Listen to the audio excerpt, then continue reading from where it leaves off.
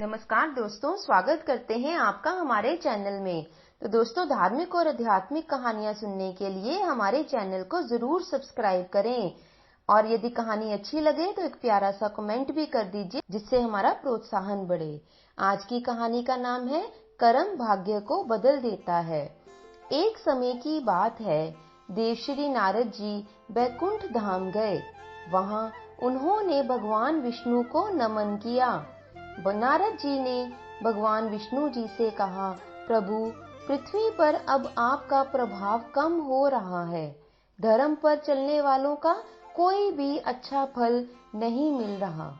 जो लोग पाप कर रहे हैं उनका तो भला हो रहा है। तब श्री हरि ने कहा, ऐसा नहीं है देव ऋषि, जो भी हो रहा है सब नियति के जरिए ही हो रहा है। नारद जी बोले, भगवान, मैं तो देखकर आ रहा हूँ, पापियों को अच्छा फल मिल रहा है और भला करने वाले, धर्म के रास्ते पर चलने वाले उन लोगों को बुरा फल मिल रहा है। भगवान ने कहा, कोई ऐसी घटना बताओ जिससे कि तुम इसको साबित कर सको। नारद जी ने कहा, अभी मैं एक जंगल से आ रहा हूँ। वहाँ एक गाय दलदल में फंसी हुई थी। कोई भी उसे बचाने वाला नहीं था। तभी एक चोर उधर से गुजरा। गाय को फंसा हुआ देखकर भी वह नहीं रुका। वह उस पर पैर रखकर दलदल लांघकर निकल गया।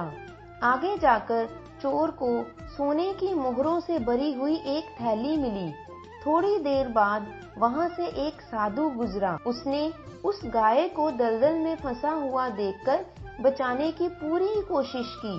पूरे शरीर का जोर लगा दिया उसने गाय को बचाने के लिए और अंत में उसने गाय को बचा ही लिया। लेकिन मैंने देखा कि गाय को दलदल से निकालने के बाद जैसे ही वह साधु आगे गया तो एक गड्ढे में गिर गया। प्रभु, अब आप ही बताइए, ये कौन सा न्याय है? नारद जी की बात सुन लेने के बाद श्री हरि बोले, नारद, मैं किसी का भाग्य नहीं लिखता। यह तो इंसान के कर्म से ही तय होता है कि उसका भाग्य कैसा होगा। जो चोर गाय पर पैर रखकर भाग गया था, उसकी किस्मत में तो एक खजाना था, लेकिन उसके इस पाप के कारण उसे केवल कुछ मुहरें ही मिली।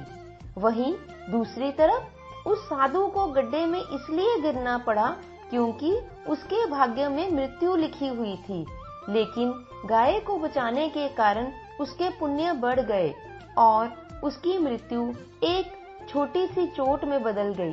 हे नारद, मनुष्य को उसके कर्म ही दंडित करते हैं और उसके कर्म ही उसे पुरस्कृत करते हैं, किंतु मनुष्य अपने दुर्भाग्य के लिए सदैव ईश्वर को ही दोषी ठहराता रहता है, जबकि इसमें ईश्वर का कोई भी हाथ नहीं होता, क्योंकि जो मनुष्य के भाग्य में लिखा है उसके कर्मों के अनुसार उसे मिलकर ही रहेगा। भगवान विष्णु की बात से नारद जी संतुष्ट हो गए। अब उसको समझ आ गया था कि चाहे युग कोई भी हो, कर्म का फल जरूर मिलता है, चाहे कर्म अच्छे हो या फिर बुरे हो। इसलिए दोस्तों, इस कहानी से हमें यह शिक्षा मिलती है कि हमें अपने जीवन पर्यंत अच्छे कर्म करने चाहिए, क्योंकि अच्छे कर्म करके ही हम अपने भाग्य को बदल सकते हैं। तो दोस्तों, आशा करते हैं आपको हमारी आज की यह कहानी अच्छी लगी होगी। यदि अच्छी लगी है तो इसे लाइक और शेयर जरूर कीजिए और यदि आप हमारे चैनल पर नए हैं तो इसे सब्सक्राइब भी करते जाइए। अगली बार एक और नई कहानी के साथ आपके समक्ष उपस्थित होंगे। कहानी को अंत तक देखने के लिए आपका बहुत बहुत धन्यवाद।